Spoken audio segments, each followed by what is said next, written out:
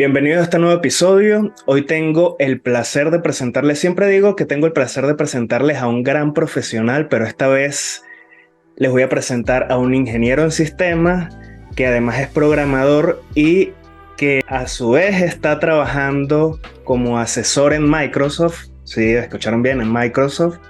Así que les doy la bienvenida. Él se llama Gabriel Salazar. ¿Cómo estás, Gabriel? Muchas gracias, David. Encantado de estar acá. Me alegra muchísimo eso.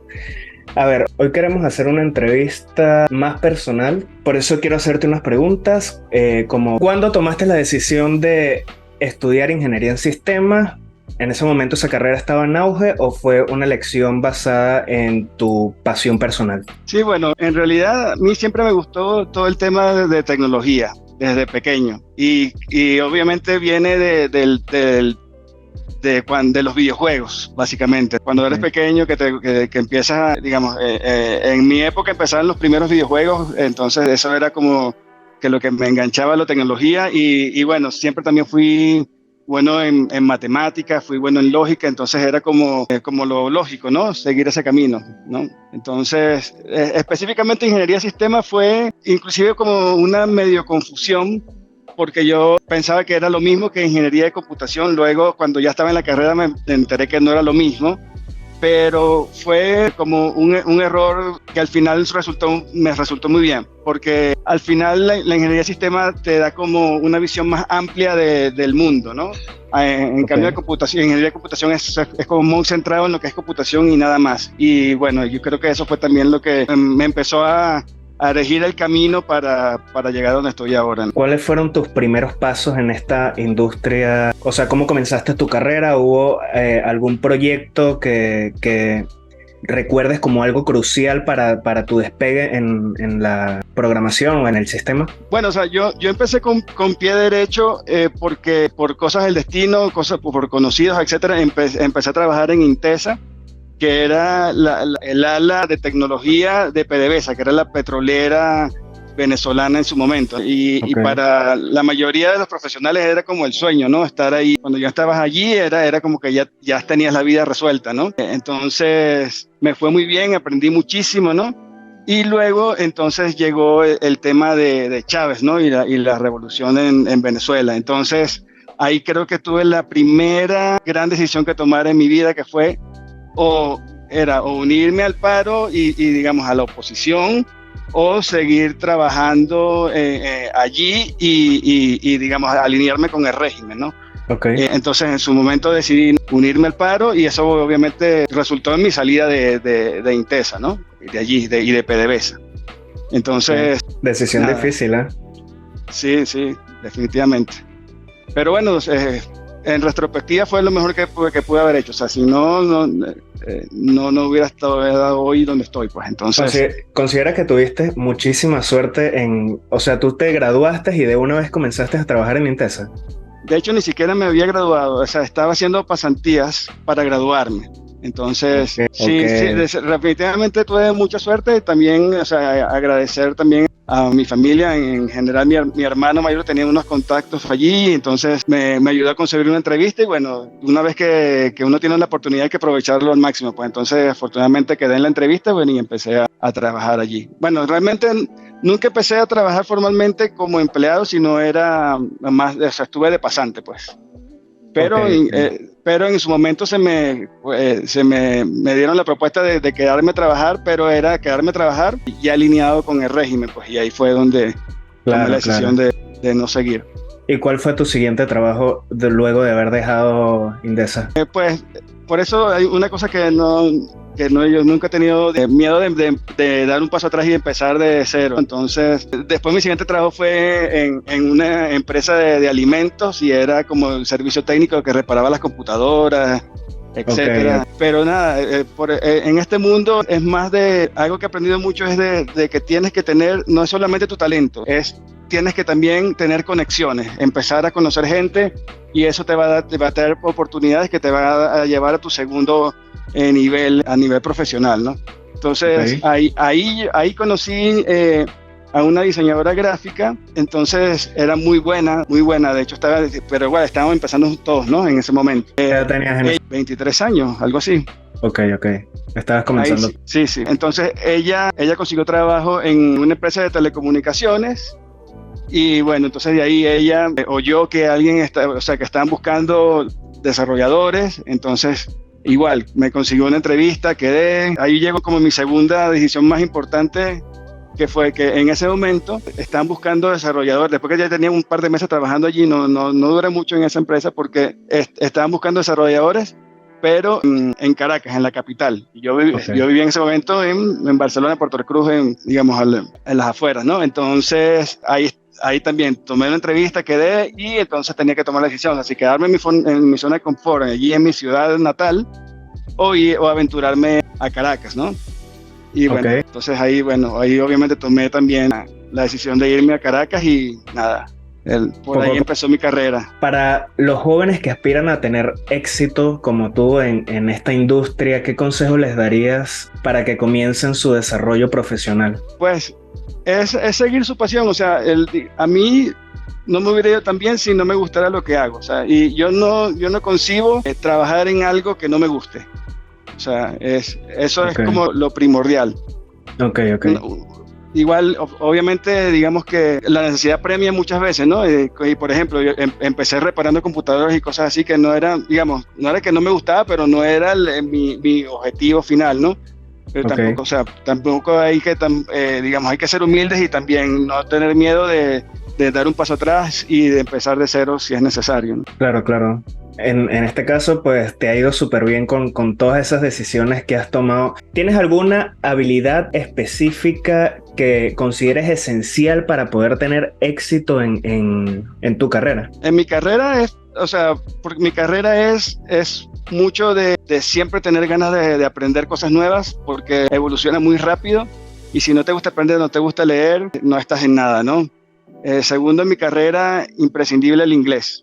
Sin el inglés tampoco estás en nada, porque las nuevas tecnologías, la documentación sobre todo para aprender las nuevas tecnologías está en inglés.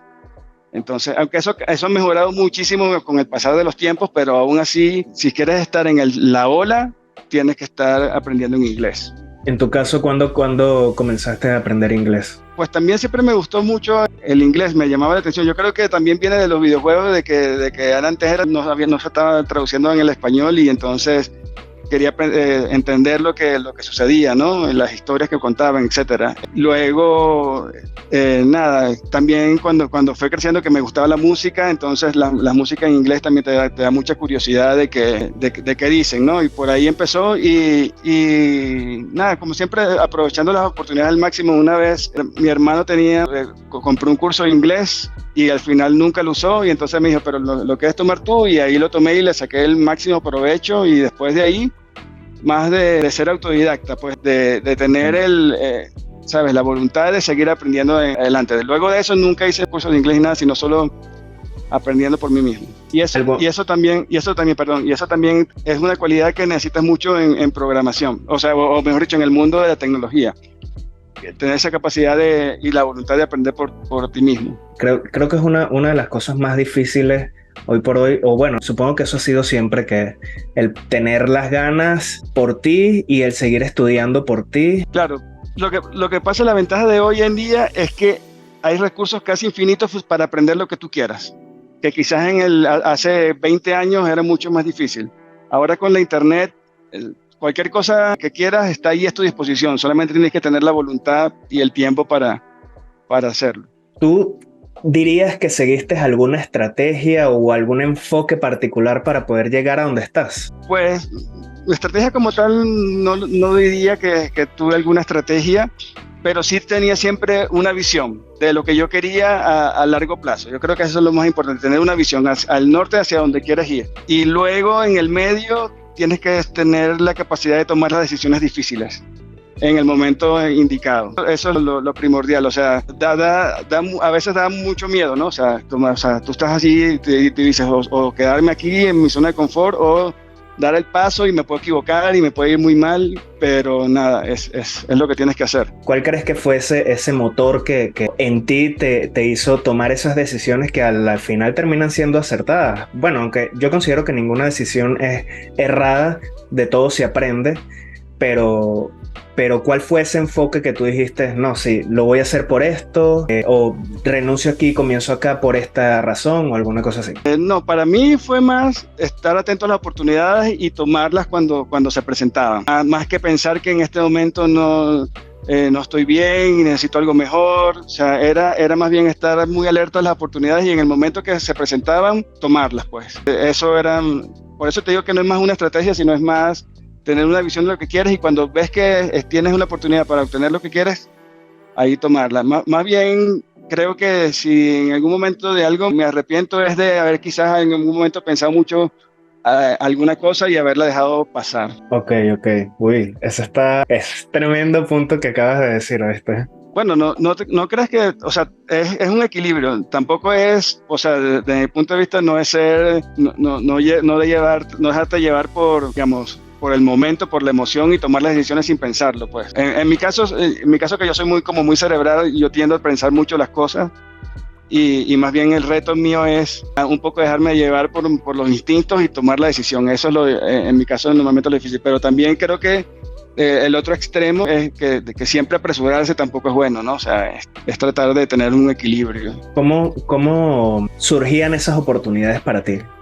¿Tenías contactos o cómo? Por ejemplo, te cuento cómo entré en el mundo de Microsoft. Me fui a Caracas, estaba en una consultora. Al principio me fue buenísimo porque fue como una escuela, ¿no? O sea, aprendí un montón. Te explotaban muchísimo también, pero aprendías un montón. Así que tú cuando estás comenzando me parece que es un intercambio justo en ese momento, pues. Pero después a la consultora empezó a irle no muy bien y entonces se creó un ambiente así medio pesado.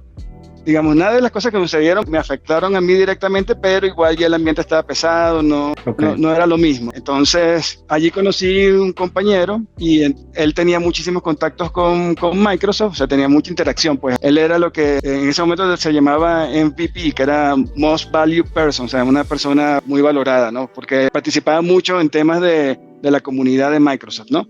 Okay. Entonces, me propuso porque le habían comentado un amigo también que estaba ahí en Microsoft que estaban buscando socios de negocio, o sea, empresas pequeñas para hacer proyectos con sus clientes y porque digamos las consultoras grandes las habían estado quedando mal últimamente, entonces estaban como que buscando nuevas personas a ver si les iba mejor. Ok. Entonces lo que dijeron, bueno, lo que le había dicho es que bueno, había trabajo como para 2 años en ese momento. Okay. Entonces que si quedaban, bueno, o sea, probablemente íbamos a tener trabajo constante, ¿no? Y bueno, bueno, ahí fue también uno de los momentos grandes de tomar una decisión, era o quedarme en la consultora como, digamos, como empleado o dar el salto y formar la propia empresa, ¿no? Nuestra propia empresa. Claro, y me imagino que lo difícil de pensar ahí es que tenías algo seguro bueno, seguro entre comillas, con todo el ambiente laboral que estaba pesado en la consultora y aquí no estaba seguro si iban a quedar trabajando, ¿no? Exacto, o si capaz quedabas en el primer proyecto, pero ya no quedabas en otros y entonces ya te quedabas sin fuente de ingresos, ¿no? Y además estaba en Caracas y estaba, digamos, no estaba donde estaba mi familia, etcétera, entonces no era más difícil quedarse sin empleo, pues, sin trabajo, sin dinero, pues. Claro, ok. Y entonces, ¿tuvieron que contratar personal para hacer esa prueba o cómo? No, o sea, el personal éramos él y yo. Y empezamos a trabajar allí y luego, como nos fue muy bien, un contrato vino otro y realmente estuve trabajando de esa manera hasta que por la situación económica de Venezuela, entonces ya era complicado trabajar así y surgió la oportunidad entonces de entrar en Microsoft porque ya se abrieron unas vacantes y bueno, lo primero que te comento, o sea, el networking, o sea, el conocer personas es muy importante, ¿no? O sea, primero porque con eso me enteré, digamos, de manera muy temprana de que estaba esa oportunidad y además ya conocía a muchas de las personas que trabajaban ahí dentro de Microsoft, entonces claro, el proceso fue como muy fluido, ¿no? Fue como muy natural, era como el siguiente paso natural en mi carrera, pues. Dada la rapidez de la evolución de la tecnología, ¿cómo te mantienes preparado en tu área laboral? ¿Cómo te Pues es mantienes difícil, allí? o sea, yo lo que hago es leer de las cosas nuevas y pensar un poco en qué podría aplicarlas con los clientes que tengo, ¿no? O sea, pero a muy alto nivel, o sea, esto es más o menos, hace esto más o menos hace lo otro. Y cuando se da la oportunidad, entonces tratar de implementarlo en un proyecto, en un cliente. Porque realmente con todo el trabajo que tengo en el día a día, es difícil profundizar en algo si no lo estoy ejecutando en ese momento. Pues entonces eso es como lo que hago. Claro, en este momento ya tú tienes personas a tu cargo y al momento de implementar una idea simplemente les dices como, mira, leí sobre esto, vamos a intentarlo a ver si funciona, ¿sí? Normalmente, digamos, yo como funjo mucho en los proyectos como arquitecto de delivery, que es como que la persona que se encarga de que la calidad del proyecto sea buena, ¿no?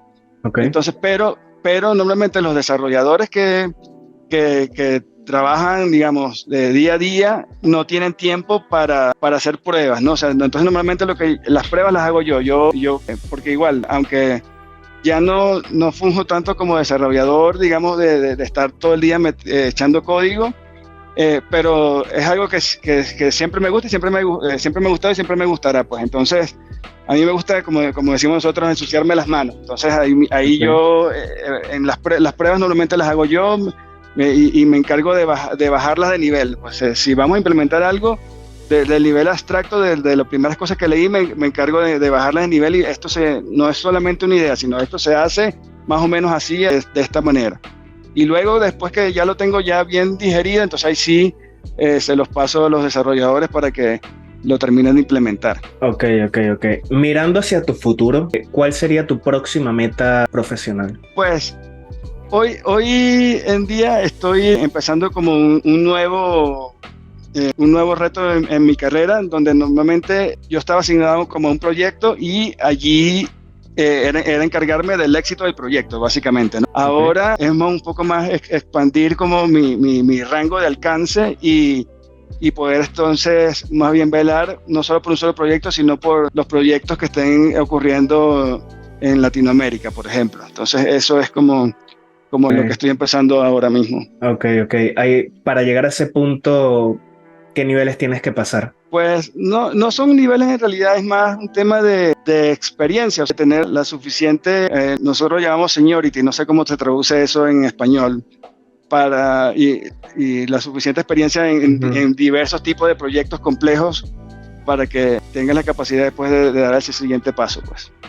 Ok, en ese rango al que quieres llegar, ahí ya conoces a personas que están como en ese rango al que quieres llegar. No, yo sería el primero porque en Latinoamérica, digamos que no hay suficiente volumen de proyectos como para que haya muchas personas de ese nivel. Eso solamente ocurre en Estados Unidos, por ejemplo, donde okay. Sí hay un montón de proyectos de un montón de millones de dólares que sí justifican ese tema. O sea, en Latinoamérica apenas está como evolucionando a llegar a ese nivel. Súper.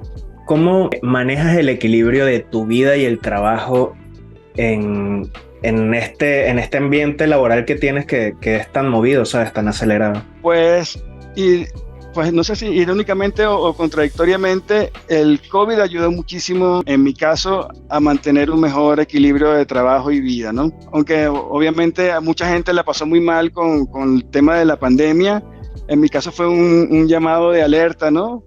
Sobre todo para cuidar mejor mi salud, para estar un poco más en forma, etcétera. Y además, el tema de los viajes, que era como el componente de que más afectaba mi balance de vida, cesó casi que por 100%. Entonces, desde que estoy trabajando desde mi casa, que ni siquiera tengo que perder el tiempo en ir de la casa al trabajo, y no tengo que tampoco estar viajando a otras ciudades o otros países, esos temas mejoró muchísimo. Pues, o sea, trabajar desde la casa es otro nivel. Aunque ahora hay como otros problemas, ¿no? Porque ahora está como muy, la balanza está como muy, ahora no salgas de la casa y entonces como que te sientes a veces agobiado de que solamente ves estas cuatro paredes, exacto. Entonces ahora el reto vamos a mover la balanza un poquito más para salir, o sea, para ir que seas a la oficina una vez a la semana o algo así, para interactuar más con tus compañeros, porque y salir, ¿no? Y respirar aire fresco, porque eso también contribuye a lo que es tu salud mental, ¿no? Claro, eso te iba a preguntar porque me imagino que obviamente desde que estás trabajando desde tu casa, me pasa a mí que tu círculo social se cierra y esos contactos que solías tener en un momento cuando ya hacías viajes y así, obviamente empieza a mermar y no es tan ideal, ¿sabes? ¿Sientes que ha mermado ese círculo social, esa interacción? Lo que nosotros llamamos el networking, pues, o sea, la interacción social. Definitivamente, o sea, y no solo yo, toda la organización, o sea, todos los empleados están sintiendo lo mismo y están reclamando volver un poco más a la normalidad sin volver al extremo del pasado, volver a un esquema en que puedas interactuar más con tus compañeros. Eso todos los estamos pidiendo casi a gritos en este momento y nada, se están empezando a preparar cosas para interactuar, para tener más espacios, para interactuar en persona, ¿no? Okay. Con el resto de los compañeros, pero eso es algo que está en progreso, o sea, todavía no hemos llegado a un punto de equilibrio, pues tenemos que trabajar y ese es como que el reto de hoy es eso, cómo mantener el equilibrio en que, bueno, tengas también mejor calidad de vida, mejor balance de vida, pero sin perderte y aislarte del resto del mundo y de tus compañeros y te prives de conocer nuevas personas que quizás puedan brindarte nuevas oportunidades en el futuro, ¿no? Y claro, porque puedes aprender de ellas, etcétera, pues. Claro. ¿Cómo maneja Microsoft, que es una empresa tan grande, ese proceso de reclamo personal? Bueno, hay un tema de voz del empleado, que hay una serie de encuestas que se hacen varias veces al año en que van recogiendo el feedback de los empleados, pues la retroalimentación de los empleados. Hay muchísimas cosas que yo no sabía. De verdad, para que veas. Este podcast, promete, este capítulo promete. Porque es que de verdad hay muchas cosas como tú dices que son complicadas porque uno no tiene conocimiento de cómo funciona. Sabes, cuando uno está, en mi caso, que es joven todavía, ¿sabes? Y no tienes una fuente de, no sé si de inspiración como tal, pero no tienes un ejemplo que te diga, mira, yo logré aquí, pasé por esto, porque en mi caso la comunicación con mis personas más allegadas no es tan buena, o no se me ocurrió preguntar jamás cómo fue su proceso de crecimiento a nivel laboral y el que compartas este rato conmigo y que me estés diciendo estas cosas de verdad son impresionantes. Hay muchísimas cosas que yo digo, wow, de verdad, y que dejan un mensaje y de verdad bastante agradecido por esto. Bueno, me alegra. ¿Tienes algún mensaje que le darías a las personas, a las personas jóvenes que están iniciando en el mundo de la programación y que quieren llegar a tener éxito como lo has llegado a tener tú? Que eso es lo cool de esta especie de podcast, que es que estamos trayendo personas que son muy buenas en su área laboral y que sirven como inspiración para otras personas. ¿Qué mensaje le darías tú a esas personas que están comenzando? Bueno, yo como mencioné antes, o sea, seguir tu pasión es como básico, ¿no? Pero también, como también mencioné, mantenerte humilde y no tener miedo de capaz de dar un paso atrás y empezar de cero para después tomar impulso y dar un salto más hacia adelante, ¿no? Pero luego también es súper importante, ya cuando estés un poco más establecido, ir pensando en tu futuro, en el sentido de hacer que el dinero ya empiece a trabajar por ti. Porque está bien trabajar para una empresa, está bien, digamos, avanzar en tu carrera, pero normalmente eso no te va a darle el equilibrio financiero para que tú después en algún momento pienses en retirarte y disfrutar de tus años dorados, como dicen, ¿no? Claro. Entonces es importante temprano en tu carrera, cuando ya estás un poco más estable, también empezar a invertir y hacer que el dinero trabaje para ti. No, de verdad que aplausos. Tremendo consejo, increíble. De verdad, un placer tenerte por acá. Es un honor poder compartir este momento contigo y que hayas comunicado y expresado todas esas cosas que te pasaron en tu carrera profesional y que hoy por hoy te convierten en quien eres y todos los retos que has superado. Así que de verdad muchísimas gracias por participar en este podcast. Muchas gracias por pensar en mí para tu podcast, así que nada. No, de verdad muchísimas gracias, como les digo, a todos, de verdad, esta es una fuente de inspiración y espero que les sirva a ustedes y que se motiven porque se pueden lograr cosas grandes si tienes ganas, si piensas las cosas de manera objetiva y más allá de los consejos que has dado, de verdad que son bastante enriquecedores. Así que muchísimas gracias por este momento y no olvides suscribirte, dejarle un like al video y nos vemos en la próxima. Bye. Bueno, hasta luego, chao.